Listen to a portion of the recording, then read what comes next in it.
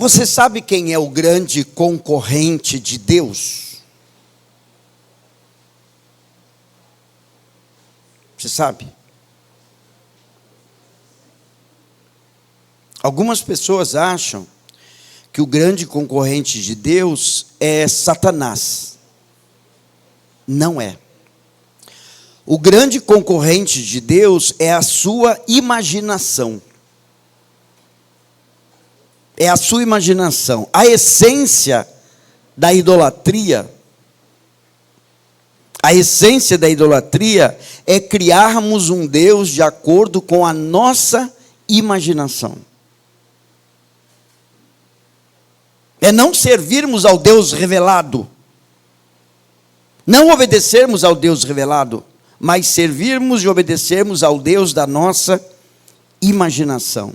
O grande erro da adoração é não adorarmos em espírito e em verdade. Ou seja, é adorarmos de acordo com as nossas ilusões. O objetivo dessa mensagem é levar você a ajustar o seu conceito de Deus à revelação bíblica. Porque o mundo religioso, em geral, ele não é um mundo modelado por Deus. Ele é um mundo modelado por aquilo que as pessoas pensam sobre Deus. E esse é o grande problema. Então, nós vamos ver hoje o que nós aprendemos nas Escrituras acerca de Deus e como isso combate as imaginações humanas acerca de Deus. Eu começo com um texto muito conhecido, todo mundo sabe de cor, de olhos fechados. No princípio criou Deus os céus e a terra. No princípio criou Deus. Quando nada existia, Deus já existia. Quando nada era, Deus já era. E Deus, como esse ser eterno, como esse ser não temporal, esse Criador não criado, é absolutamente soberano sobre os céus e sobre a terra. Ele não é subalterno a nada nem a ninguém, ele não é concorrente com nada nem com ninguém, ele é. Por isso, Deus é imutável, Deus não evolui, Deus não melhora, Deus não se ajusta, Deus não se adequa. O que Deus era quando Ele disse, haja luz, Ele é hoje, e Ele será o mesmo Deus até quando Ele encerrar a ordem criada de coisas e abrir um novo céu e nova terra. Ah, mas isso parece tão óbvio. Sabe, existe uma declaração doutrinária. Se alguém, por exemplo, perguntar para a maior parte das pessoas, você é ateu? Não, eu creio em Deus. Você crê em Deus? Creio. Mas você não está procurando um novo emprego? Estou. Você orou por isso? Não, eu estou procurando. Então você é ateu. É ateu prático, não é ateu conceitual, não é ateu de declaração, mas é ateu de prática. Existem pessoas que são politeístas, que têm muitos deuses. Sim, porque na palavra você crê num Deus só, eu creio num Deus só, mas você, numa determinada situação, você acha que Deus age assim, numa determinada situação, você acha que Deus age assado. Para o brasileiro cristão, Deus age de uma maneira. Para o africano animista, Deus age de outra maneira. Para o judeu, o japonês budista, Deus age de outra maneira. Então, há uma declaração de que há um só Deus, mas há uma prática de muitos deuses. Deus, Ele é o Criador. Deus, ele é, portanto, absolutamente soberano sobre os céus e sobre a terra. Essa foi uma verdade muito doída que Jó precisou aprender. Jó, as tuas ovelhas são minhas, os teus camelos são meus.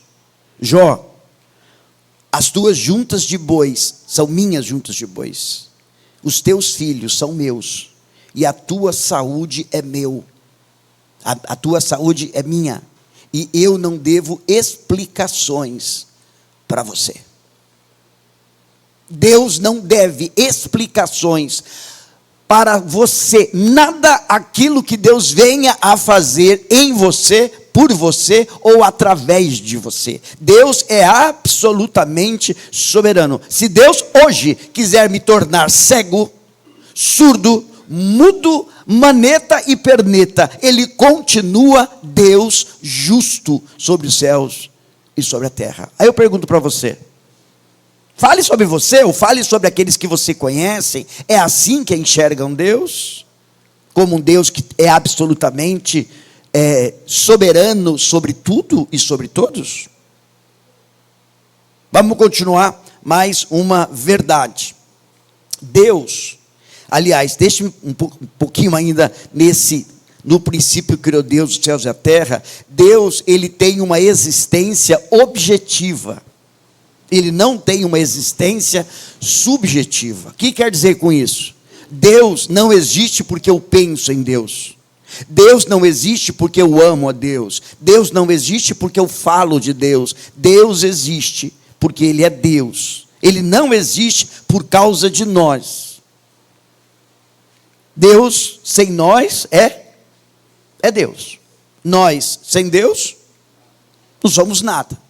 Então, Deus, ele não existe por causa de nós. Deus, ele não é alterado pelas nossas circunstâncias. Deus não tem o seu humor alterado.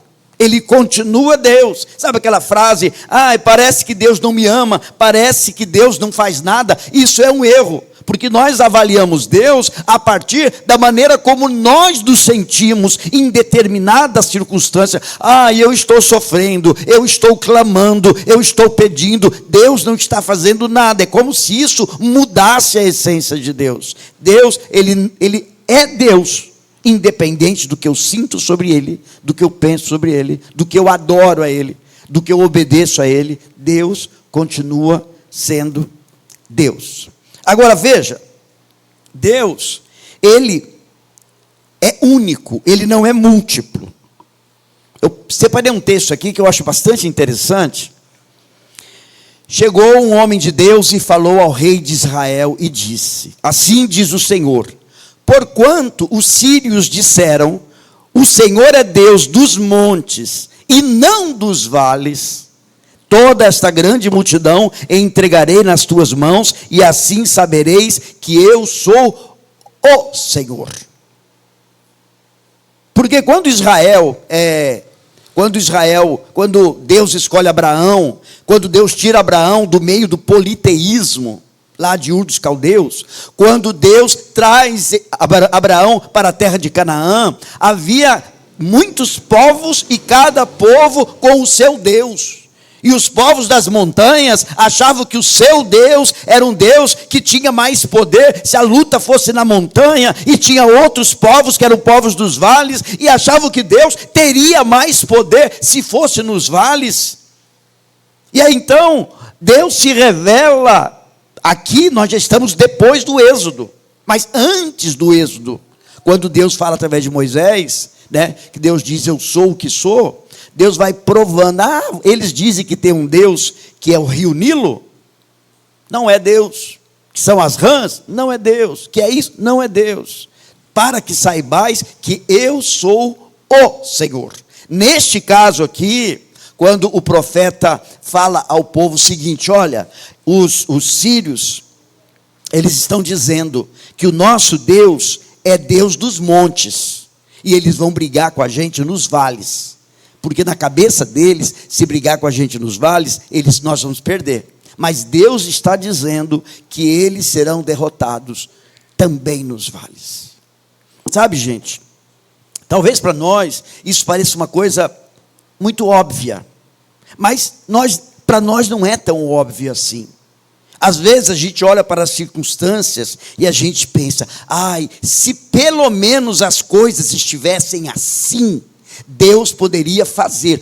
Mas as coisas estão assado. Se as coisas estivessem desse jeito, mas as coisas estão do outro jeito, então, não vai dar. Se pelo menos, não foi isso que Marta falou, Senhor, se o Senhor tivesse vindo antes, meu irmão não teria morrido, mas ele já morreu, agora o Senhor é profeta que cura o doente, mas o Senhor não é alguém que ressuscita mortos. E aí Jesus, para revelar-se àquela geração, e revelar-se a nós, que podemos ler em João 11, aquilo que aconteceu, nós entendemos que para Ele não há limite. Ele não é o Deus somente da enfermidade, ou somente da morte, ou somente do vale, ou somente do monte. Não, Ele é Deus sempre. Agora, há uma verdade sobre Deus, que eu quero colocar de passagem, que esse Deus, Ele é único. Ele não é múltiplo, mas ele se revela em 3 pessoas. E dos momentos maiores dessa revelação é quando do batismo de Cristo, em que Cristo, a segunda pessoa da Trindade, está lá em corpo, o Espírito Santo aparece em forma corpórea de pomba, e o Pai, ele fala, este é o Pai, este é meu filho, portanto é o Pai. Este é meu filho amado, em quem me comprazo. Então nós temos, dessa cena do batismo, nós temos este Deus que se revela em 3 pessoas. Você entende? Não. Você não entende, eu não entendo. Isso é um dos mistérios. Como é que nós temos 3 pessoas e um só Deus? A teologia tem tentado ao longo dos séculos explicar isso, dizendo, é uma essência. Deus, uma essência, manifesta em 3 pessoas. Não importa a linguagem que a teologia usa. A verdade é o que a Bíblia diz. Né? Jesus disse, recebereis fazei discípulos de todas as nações, batizando-as em nome do Pai, do Filho e do Espírito Santo. Né? Ou Paulo, nas cartas dele, abençoando em nome do Pai, do Filho e do Espírito Santo. Aliás, a gente usa até hoje a bênção apostólica, né?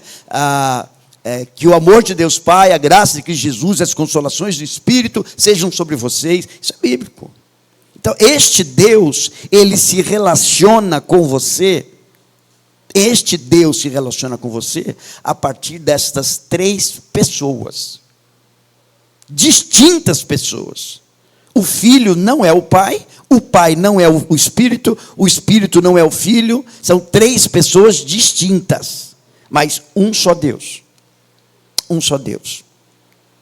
Outra verdade é que este Deus, ele é espírito pessoal. Ele não tem corpo. E ele não é energia. Isso é importante.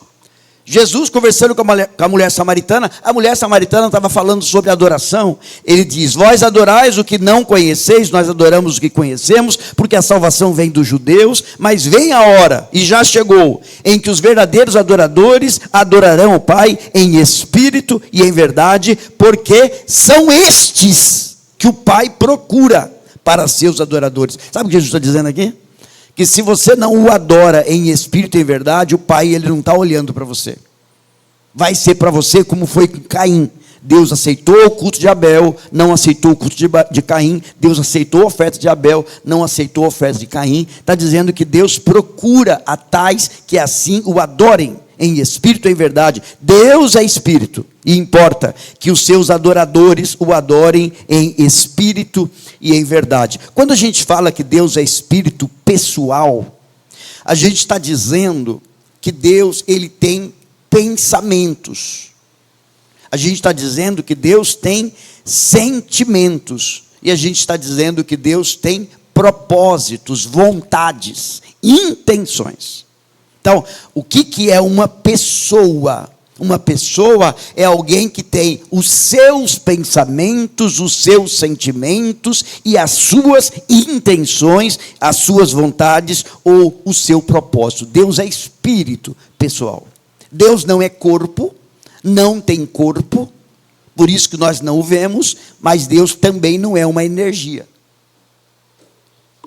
Ah, mas, Paulo, ninguém acha que Deus é uma energia. Lógico que acha.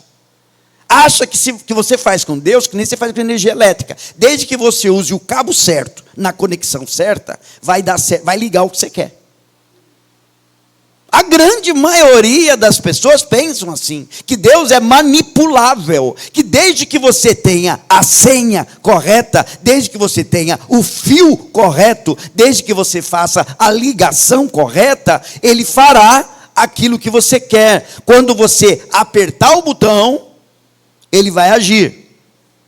Certo? Deixa eu voltar aqui. Muitas pessoas pensam assim, que Deus é manipulável. Deus não. Ele é espírito pessoal. Não tem corpo. Não é energia. Deus, Ele tem 3 realidades que a oração do Pai Nosso faz. Fala para nós. Como é que começa a oração do Pai Nosso? Santificado. Teu nome. Deus, Ele tem pessoalidade. Ele tem pessoalidade. Santificado seja o teu nome. Ele não é algo qualquer. A água do mar tem nome?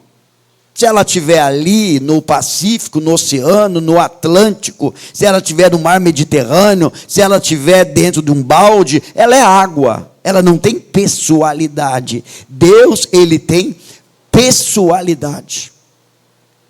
Deus, Ele tem, santificado seja o teu nome, venha a nós o teu reino. Deus tem autoridade. E a autoridade de Deus é não suplantável. Ninguém suplanta a autoridade de Deus. Não há assinatura de governo nenhum. Não há dinheiro de magnata nenhum. E não há nada de ciência nenhuma que possa se contrapor à autoridade de Deus. O reino de Deus não será vitorioso. O reino de Deus é vitorioso. É vitorioso. Ele, santificado seja o teu nome, venha a nós o teu reino, seja feita a tua vontade. Deus tem um propósito.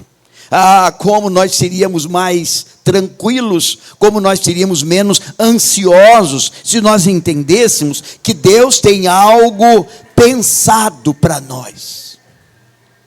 Deus tem algo, sabe, às vezes fico eu, né, na minha pré-velhice, né, alguns mais vão dizer pré-velhice, nada, já é velhice mesmo, né? Na minha pré-aposentadoria, às vezes eu fico tentando imaginar o que vai ser, o que eu vou fazer, como é. Quando eu estava na barriga da minha mãe, Deus já sabia isso. Na época tal, o Paulo vai passar por isso, ele sabe o dia que eu vou morrer, ele sabe onde é que eu vou estar. Paulo, mas você quer dizer então que tudo na tua vida é determinada? Não, não é determinada, é planejada. Mas pode ser que eu não dê atenção ao planejamento de Deus e eu faço o meu próprio planejamento. E aí eu me lasco. Eu me firo. Eu me machuco. Porque eu quis fazer a coisa do meu jeito. Quando fala, seja feita a tua vontade na terra, assim como é feita no céu, é que Deus tem uma intenção. Deus tem uma intenção. E a gente... Às vezes é muito fácil a gente ver a intenção de Deus quando a coisa é legal, quando a coisa é bacana, quando é aquilo que a gente chama de bênção. Mas às vezes não é tão fácil a gente perceber a intenção de Deus quando acontece aquilo que a gente chama de maldição. O que aconteceu com Jó foi bênção ou maldição? Que prova, que evidências você me dá que foi bênção? Porque no final, ele diz, antes eu te conhecia de maneira terceirizada, de ouvir falar, agora te veem os meus olhos. A minha relação contigo agora não é uma relação terceirizada, de alguém que disse, alguém que falou, não é a relação com a religião. A minha relação com o Senhor é uma relação que eu te conheço, eu te vejo, eu sei quem tu és. Ele teria vivido isso se não tivesse perdido o que perdeu? Não. Ou seja, tudo aquilo que ele viveu foi bênção. Foi bênção. Então é muito fácil a gente perceber que Deus está no controle quando as coisas são o que a gente gostaria. Mas muitas vezes não são o que a gente gostaria. Muitas vezes não são. Muitas vezes a gente vai brigando com Deus. Vai tipo assim, já que não tem jeito, né?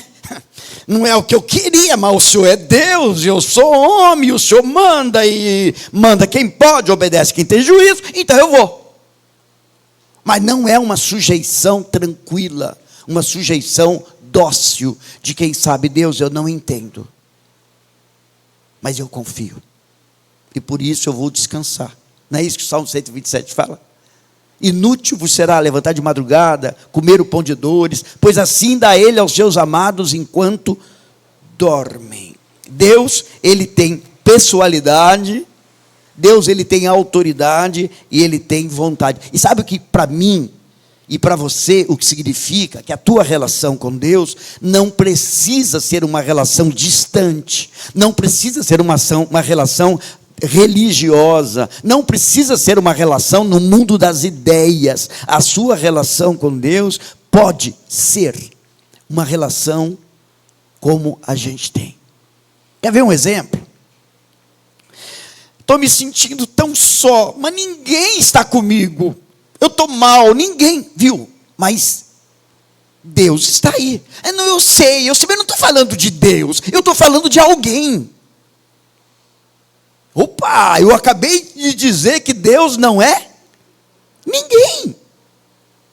Deus não é ninguém. Mas eu quero alguém que eu converse. Mas Deus então não me ouve. Mas eu quero alguém que fale para mim. Então Deus não fala. Se você tem essa relação com Deus, que é uma relação tão, tão superficial, tão conceitual, se Deus não está ao teu lado, e estar com Deus é não estar sozinho. Eu já contei muitas vezes essa experiência da minha mãe. Eu tenho uma irmã, ela é esquizofrênica, minha mãe sofreu muito com ela, a mamãe morreu, a minha irmã continua viva. E um dia eu falei, mãe, a senhora tem 11 filhos, mãe, 11, vai ficar parado dentro da casa, aguentando isso? Deixa ela, vai, visita o A, visita o B, o C, o D, o E, até o Z, visita. Ela falou o seguinte para mim, filho,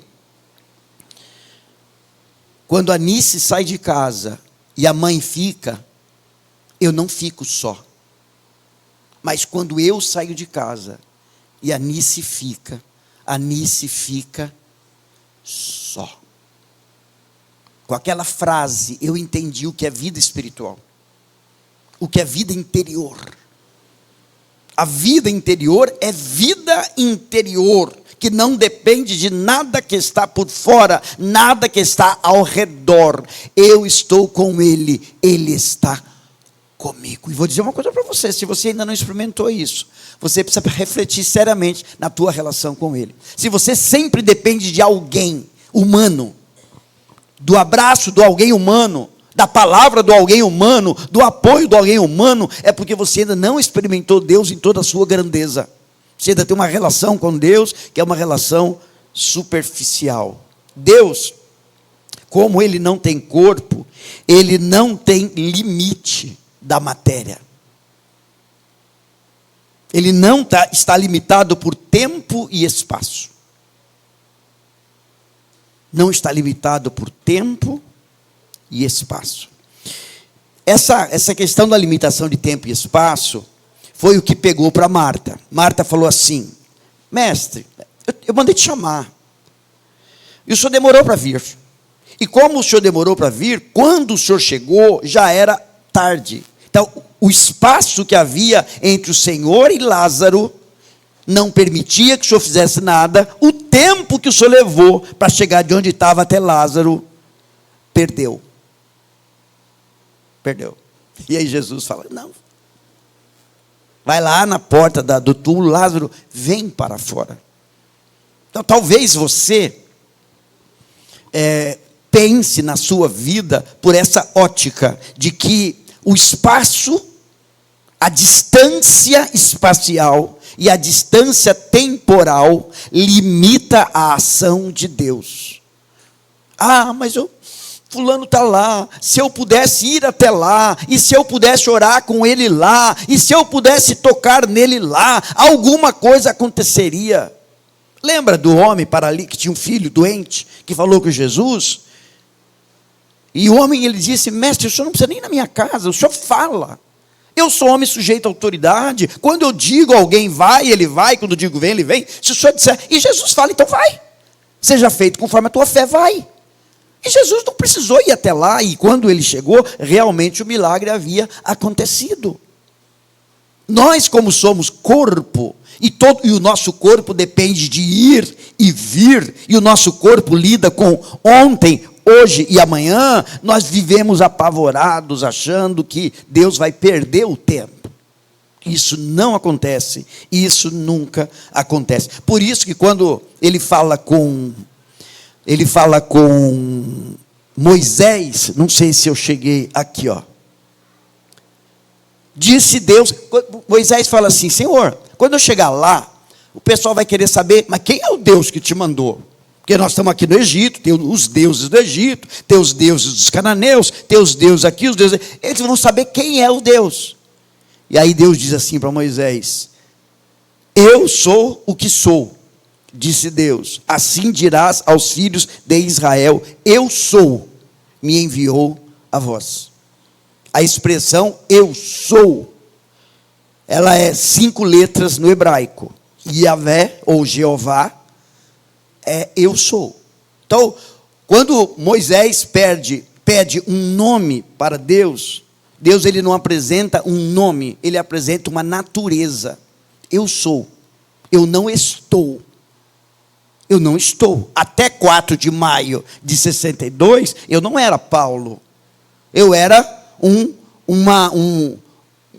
feto, um embrião, um feto e um bebê na barriga da dona Iracema. 9 meses antes, eu não era nada. A minha mãe tinha um óvulo e meu pai tinha espermatozoide, mas eu não existia. Então eu não posso dizer, eu sou o que sou. Porque houve um tempo que eu não era nada. Eu não era absolutamente nada. E a terra continuava funcionando sem a minha presença. Houve um tempo que você não era nada e a terra continuava funcionando. E no dia que você morrer, a terra vai continuar funcionando. Então não pense você que você é. Não, você não é, você está. Agora Deus não. Eu sou o que sou. Esta é a minha natureza. Esse é o meu nome. Outra verdade que a gente aprende aqui é que Deus, ele é transcendente. O que é transcendente? A criação tem um limite. Deus ultrapassa o limite. Deus está além do limite.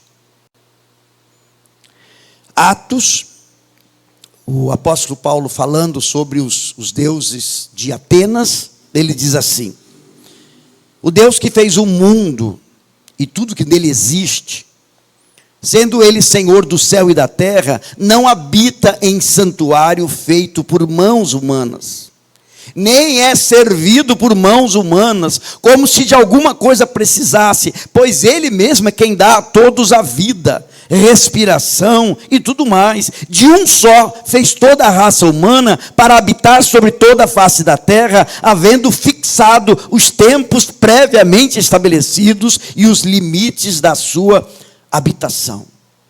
Quando Paulo chega a Atenas, Paulo vê pela cidade muitos altares, inclusive um altar ao Deus desconhecido. Quando Paulo ele vai falar sobre isso, ele fala, olha, este Deus que eu anuncio a vocês, esse Deus que vocês não conhecem, ele é o Senhor dos céus e da terra, ele não habita em prédio, ele não habita em prédio, ele não habita em santuários feitos por mãos humanas, ele não é servido por mãos humanas. O que ele quer dizer aqui? Ninguém acrescenta nada para Deus. Se eu não fizer, Deus vai ficar mais pobre, ou Deus vai ficar mais fraco, ou Deus vai ficar mais enfermo. Não é servido por mãos humanas como se de alguma coisa precisasse, pois Ele mesmo é quem dá a todos vida, respiração e tudo mais, e de um só fez toda a raça humana. Deus não é dependente da criação e dos seus limites. Deus não é dependente do efeito estufa. Deus não é dependente da quantidade de água doce sobre a face da terra. Deus não é dependente, seja o que a ONU decida, ou seja o que os grandes conspiradores decidam. Deus não é dependente absolutamente de nada disso. Não há limite para aquilo que Deus... Aliás, a revelação bíblica, ela é muito clara sobre isso. Deus pega Sara, deixa Sara ficar bem velhinha, para ter filho. Que é para mostrar que não era o útero o ovário e o útero de Sara que geraria um filho. E aí ele pega uma virgem, cujo óvulo não fora fecundado por um espermatozoide masculino, para fazer nascer o seu santo e perfeito filho. E aí vem Jesus ressuscitando Lázaro, vem Jesus multiplicando pães e peixes, vem Jesus aquietando os ventos, aquietando os mares, vem Jesus sempre ultrapassando os nossos limites. Aliás, alguém disse que milagre não é Deus levar uma realidade além do natural. Não, é Deus devolver a uma realidade o original. Porque o pecado quebrou isso aí. Esse Deus, ele é transcendente, ele não está limitado por nada, mas ao mesmo tempo, esse Deus, ele é imanente, ele é presente e participante na ordem criada. Presente e participante na ordem criada. Ele não está distante, ele não está além, ele está chegado, né? Como um pai se compadece dos seus filhos, assim o Senhor se compadece daqueles que o temem. Ele conhece a nossa estrutura, lembra-se que somos pó. Este é o Deus que Paulo fala lá em Atenas. Uma outra verdade, dura verdade, é que Deus não é pai de todos.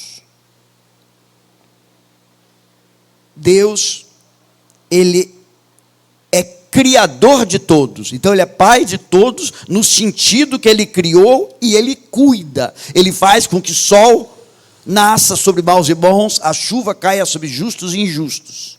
Mas ele é pai de alguns no sentido de participantes da sua natureza. João 12, mas a todos quantos o receberam, deu-lhes o poder. Deu-lhes a possibilidade de serem feitos filhos de Deus, a saber, os que creem no seu nome. Estava pensando sobre isso e pensando o seguinte: tem gente que se apresenta como pai de pet. Sou pai do meu cachorro, sou pai do meu gato. É pai porque cuida. Pergunto, o cachorro, o gato, participa da sua natureza? Não. Então Deus é pai de todos, como você ou alguém é pai de pet. Porque cuida, que alimenta, dá ração.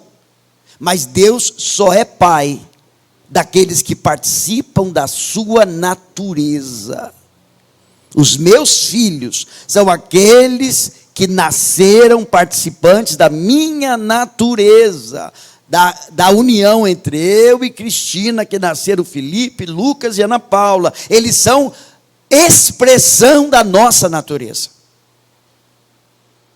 Então, preste bem atenção nisso. Se você acha que só porque você nasceu na terra, você é filho de Deus e você vai morar na casa de Deus, você não vai morar na casa de Deus. Você só vai morar na casa de Deus se você for participante da natureza de Deus. E A natureza de Deus nos foi revelado e pode acontecer em nós através da obra de Cristo e da ação do Espírito. Lembra a conversa de Jesus com Nicodemos, João 3, né? Jesus fala a Nicodemos: quem não nascer do alto não pode ver o reino de Deus, não pode entrar no reino de Deus. Mas, mestre, como? O que é nascido da carne é carne, o que é nascido do Espírito é Espírito. Por isso eu digo para você, é imperioso, é necessário nascer de novo. Dorme com esse barulho. Se você acha que só porque Deus te criou, se você morreu hoje, você vai para a casa de Deus, você pode não ir para a casa de Deus. A única possibilidade de você ir para a casa de Deus é como filho de Deus. E a única possibilidade de ser filho de Deus é reconhecer que você é criação. E você, em Cristo Jesus, encontrar a filiação. Por isso que a Bíblia fala de adotados em Cristo Jesus. João, ele continua falando, depois de ele dizer isso, né, que a todos quantos o receberam, deu-lhes o poder de serem feitos filhos de Deus. João, ele continua dizendo o seguinte: o verbo se fez carne, o verbo aqui é Jesus, que foi encarnado, habitou entre nós, cheio de graça e de verdade, e vimos a sua glória, glória como do unigênito do Pai. O que João está dizendo aqui é que Deus Pai é cheio de graça e verdade, e que Jesus, ele revela o Pai cheio de graça e de verdade. E essas duas expressões, elas se contrabalançam. Porque algumas pessoas pensam que Deus é somente graça. E como Deus é graça, tudo vale.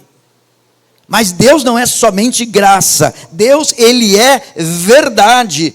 Verdade é o trato justo de Deus com a nossa realidade. Então Deus, ele tem graça para estender sobre você. Tem graça. Mas Deus, ele tem verdade para aplicar sobre a sua vida. E se pela verdade de Deus, e aí eu vou lá para João, primeira carta de João, quando João fala do testemunho que Deus dá: quem tem o Filho tem a vida, quem não tem o Filho de Deus não tem a vida. São verdades. É a verdade do meu pecado, a verdade de que eu serei julgado pelo meu pecado, caso eu não seja remido do meu pecado, mas é a verdade de que em Cristo Jesus eu posso ser perdoado, e eu posso ter segurança de salvação. Porque a segurança de salvação não está baseada no meu comportamento, mas está baseado naquilo que Jesus fez na cruz, obra completa. Mas isso é assunto para outra mensagem sobre salvação. Então Deus combina perfeitamente graça e verdade. Se você olha para a sua verdade e te dá medo, vá para a graça. Se você olha para a graça dele e fica leviano, pense na verdade. Porque Deus, ele combina perfeitamente isso. Uma última questão. Respondeu-lhe Jesus, quando perguntaram para Jesus qual é o maior mandamento, o primeiro mandamento, Jesus fala: amarás o Senhor teu Deus de o quê? Todo o teu coração, de toda a tua alma e de todo o teu entendimento. Deus, sendo o que ele é, ele deve ter plena ocupação em nós. E ele deve ser a nossa ocupação absoluta. Vou dizer novamente: Deus, ele deve ocupar todos os espaços. Nada, nem ninguém deve entrar na sua vida se Deus não ceder o espaço. Porque todo coração é dele. Todo entendimento é dele. Toda a alma é dele. Nada na sua vida, se você é devoto deste Deus de Abraão, Isaac e Jacó, esse Deus Pai de nosso Senhor e Salvador Jesus Cristo, esse Deus criador dos céus e da terra, se você é devoto desse Deus, não há no teu coração, na tua alma e no teu entendimento, espaço que é teu, aonde você decide, aonde você define, aonde você fala, é assim que eu quero. Não existe. Ele ocupa todos os espaços e ele cede o espaço ao que ele quer. Qualquer espaço cedido no seu coração, alma e entendimento, sem autorização de Deus, é pecaminoso, é rebelde, é insubmissão. Percebem como você não consegue andar com este Deus se não for debaixo de uma constante oração, aonde você consulta o dono do seu coração, alma e entendimento, para ver o que ele quer.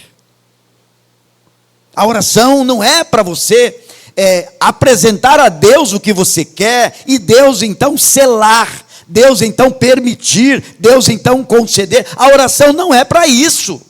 A oração é para que você se conecte com Ele e você entenda o que Ele está ordenando. Então Ele deve ser Ele deve ter absoluta ocupação, mas Ele deve ser a nossa ocupação absoluta. Não nos ocupamos,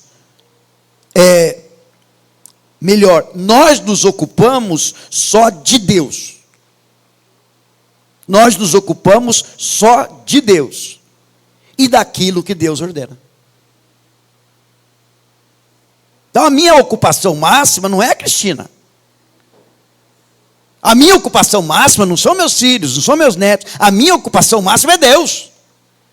E aí, na medida que este Deus diz, ocupe-se com isso, ocupe-se com esse, ocupe-se com aquele, aí então é que está o nosso papel diante de Deus. Esse primeiro e grande mandamento. Ele deve ter absoluta ocupação. E ele deve ser a sua ocupação absoluta. O seu emprego não é a sua ocupação, a sua família não é a sua ocupação, a sua igreja não é a sua ocupação, o seu ministério não é a sua ocupação, o seu país não é a sua ocupação. A sua única ocupação é Deus. E aquilo que Deus ordena que você faça. Pense como que isso livra-nos da angústia, da necessidade de se provar, de se garantir, de se resolver. Isso acontece conosco. Então, 8 verdades sobre Deus que eu quero que você grave. Primeiro, Deus, Ele é criador. Quando Deus criou os céus e a terra, o que havia? O que havia? Nada. Deus fez tudo a partir do nada. Se você em algum momento diz, mas se eu tivesse tal coisa, Deus poderia, sabe?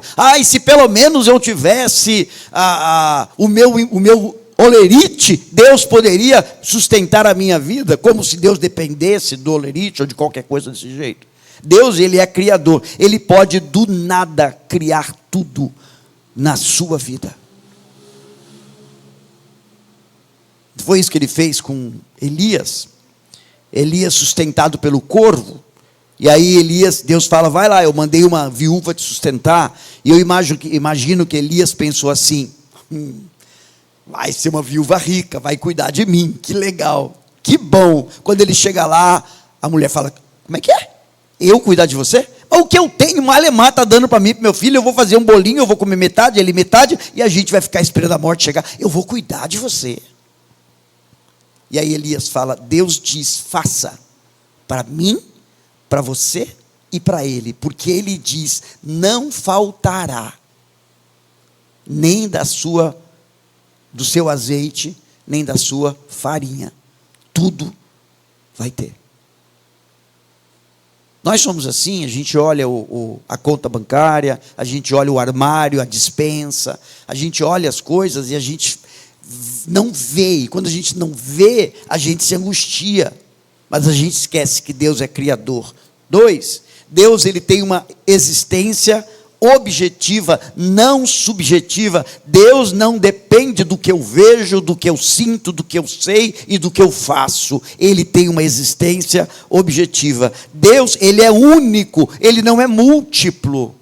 Ele não é um Deus que está dividindo espaço com alguém ou dividindo espaço com algo. Deus, ele é um espírito pessoal, ele tem pensamentos, ele tem sentimentos, ele tem intenções e por isso ele se relaciona com você. Deus, ele é transcendente, ele está além da ordem criada, ele não está limitado pela ordem criada. Deus é pai de alguns e não de todos. É criador de todos, mas nem todos partilham da sua natureza. Deus combina perfeitamente graça e verdade. Isso foi revelado em Cristo. Cristo, na sua morte, ele não esconde a minha verdade de que eu sou pecador. Ele não passa a mão na cabeça, ele não dá uma retocada. Paulo, você é pecador, a ponto de eu morrer para pagar o teu pecado. É verdade, mas a graça dele é: eu vou morrer para pagar o teu pecado. É a graça dele manifesta. Deus deve ser, por isso, absoluta ocupação, deve ter absoluta ocupação em nós, e deve ser a nossa ocupação absoluta. Se você corrigir o seu conceito de Deus, as demais coisas da sua vida se alinharão. Provérbios 9:10 diz que o temor do Senhor é o princípio da sabedoria. Então, temor é relacionamento adequado com. Relacionamento adequado. Temor não é medo. Temor é o relacionamento adequado com. É a ideia de piedade. Um piedoso é alguém que tem um relacionamento adequado com Deus. O temor do Senhor, o relacionamento adequado com Deus, é o elemento norteador da sabedoria. O temor do Senhor é o princípio, não é o primeiro passo, princípio. Não é o começo, princípio. O princípio é o elemento norteador. Quem não vive numa relação correta, adequada com Deus, não tem como ser sábio em nada na vida. Por isso, conhecer a Deus e relacionar-se com Deus a partir da revelação bíblica, não a partir dos nossos conceitos, o lugar comum, as ideias das pessoas, isso é o primeiro passo que você precisa dar para se alinhar às outras coisas da sua vida, para não perder o norte, não perder a direção. A minha oração a Deus é que a tua imaginação pare de ser um concorrente com Deus. A tua imaginação. E você se relacione com Deus a partir da revelação. E a revelação está aqui. Se você só conhece o Deus das suas ideias, você pode estar se relacionando com o Deus das suas ideias, não com o Deus da verdade das Escrituras. Amém?